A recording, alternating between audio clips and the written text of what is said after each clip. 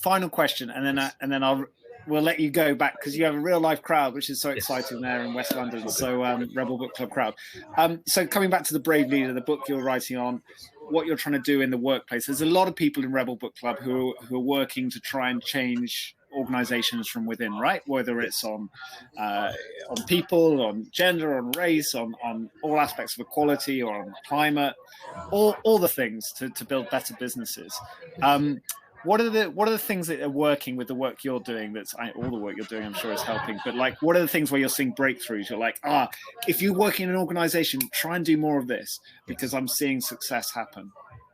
So the basic premise of the word brave is that it breaks down into a couple of components. So first of all, it acts as a verb. So brave, being courageous is a verb.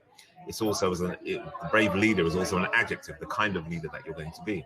But it also breaks down to an acronym. So B stands for bold, R stands for resilience, A is for agile, V is for visionary, and E is for ethical. And those were all areas that I realized people were struggling. How do I make ethical decisions that are going to be inclusive, that will make sure that, when I take people on a journey, they know that I'm doing it from a good place? How can I be visionary to start to think about a different future? I think about, seatbelts in cars where we've probably only been about 10, 11 years deep where seatbelts were designed for women. And so how could all these visionary car makers not make that without thinking about it? And so we start to, really prompt to get people to think about that. But the two things for me that have really stood out more than anything else, and this is the bold part of it, is getting people to understand the ownership or agency they have about doing things. So I did a post on LinkedIn yesterday where I said, look, no is a really powerful word. If you use no, it makes your yeses even better. And lots of people don't know how to say no because they're afraid of offending, they're afraid of upsetting people, they create a story in their head about how they may be perceived. And the whole concept for me around brave leadership is going, look, you can be truthful.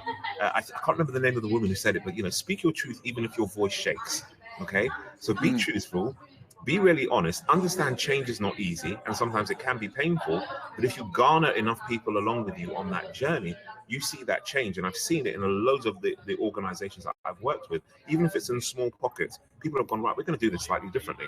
We're going to turn this around slightly. We're going to be really brave about this. We're going to be courageous.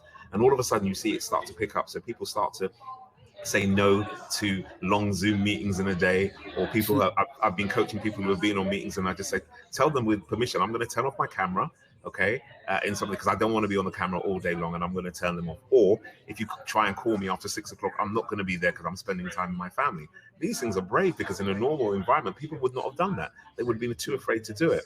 And so the whole part of this conversation is, and the learnings that I've had from working with clients is being able to say to people, sometimes it'll take one of us to make that change, but then we make it contagious, as it were, for want of a better word, where other people can go, okay, I can be brave as well. And I can be in an environment and make a small impact. And one of my mottos is don't try to change the world, just try to change your world. And that's the difference that you make. So that's you know who stole that from you? It was this up and coming author called Simon Sinek. I was lucky enough to chat to him last year on a virtual event, and he used that quote. And so I'm gonna like message him afterwards and say, you didn't attribute it to David McQueen at the time, Simon. David, it's so nice to have this brief conversation. I wish I was with you there in person, but the impact is reverberating. We've got 50 members who've tuned in already, and this video will be played beyond. So we'll say thank you and release you back to the crew in West London. No, thank you. And good to be here. And thank you for everybody who's been listening. And I hope you really have enjoyed that book. And I hope it sparks not a sense of fear, but a sense of courage and bravery to be able to not only look at our past and see what's happened, but think about how can I make a better present and how can I even build a better future. You still got it. Cheers, David.